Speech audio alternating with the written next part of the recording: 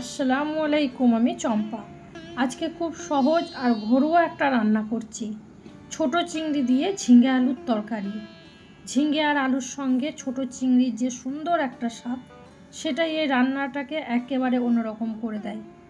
চলুন শুরু করা যাক আজকের রেসিপি। আমি নিয়েছি এখানে একটা ঝিঙে, আর নিয়েছি দুটো আলু, আর অল্প একটু বরবটি, দুটো টমেটো, আর অল্প কুচো চিংড়ি।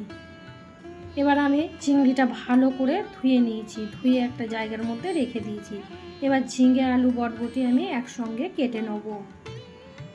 ঝিঙে আলু বরবটি টমেটো আমি একসঙ্গে কেটে একটা থালার মধ্যে আমি রেখে দিয়েছি।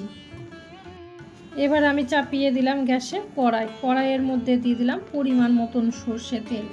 তেলটা যখন গরম হয়ে গেল, দিয়ে দিলাম এখানে অল্প একটু গোটা জিরে আর একটা তেজপাতা। ভালো করে লাল করে ভেজে নিলাম।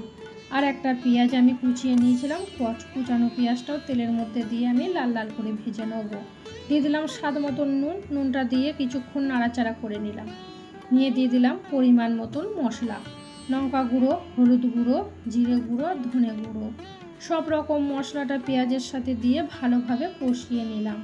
আর দিয়ে দিলাম অল্প একটু পানি, যাতে না মশলাটা ধরে যায়। নাড়তে নাড়তে যখন মশলা থেকে তেল ছেড়ে দিল, দিয়ে দিলাম এখানে কুচানো চিংড়িটা পেঁয়াজের সাথে মশলার সাথে দিয়ে ভালোভাবে কষিয়ে নেব। যতক্ষণ না কষানো হলো ততক্ষণ অবধি নাড়াচাড়া করে নিলাম।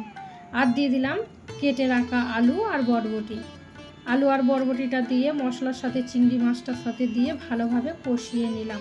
কিছুক্ষণ কষানোর পর তারপরে দিয়ে দিলাম কেটে রাখা ঝিঙেটাও দিয়ে ভালোভাবে নাড়াচাড়া করে এখানে কষিয়ে নেব। মোটামুটি 10 থেকে 15 মিনিট আমি এখানে কষিয়ে নিয়েছি। নিয়ে আমি দিয়ে দিলাম এখানে অল্প একটু পানিটা দিয়ে আমি নাড়াচাড়া করে এখানে ঢাকা দিয়ে দেবো আলু, ঝিঙে আর বরবটি সেদ্ধ করার জন্য।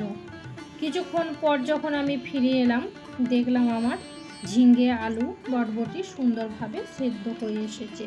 ওপর থেকে দিয়ে দিলাম এখানে কুচানো টমেটোটা দিয়ে নাড়াচাড়া করে আবারও আমি ঢাকা দিয়ে দেবো 5 মিনিটের মতো।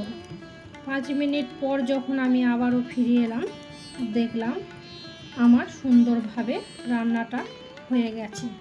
এবার দিয়ে দিলাম ওপর থেকে কুচানো ধনেপাতা, আর দিয়ে দিলাম এখানে 4-5টা কাঁচা লঙ্কা আমি চিড়ে নিয়েছিলাম, কাঁচা লঙ্কাটাও ওপর থেকে দিয়ে দিলাম। গরম ভাতের সঙ্গে এই রান্নাটা কিন্তু একেবারে জমে যাবে। তো বন্ধুরা, আজকের এই ছোট চিংড়ি দিয়ে ঝিঙে আলুর তরকারি যদি আপনাদের ভালো লেগে থাকে, তাহলে অবশ্যই বাড়িতে একবার এই রেসিপি বানিয়ে দেখবেন।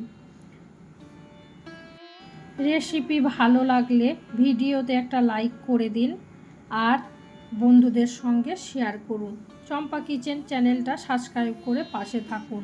আবার দেখা হবে নতুন কোনো ঘরোয়া সুস্বাদু রেসিপি নিয়ে। ততদিন পর্যন্ত সবাই ভালো থাকুন, সুস্থ থাকুন।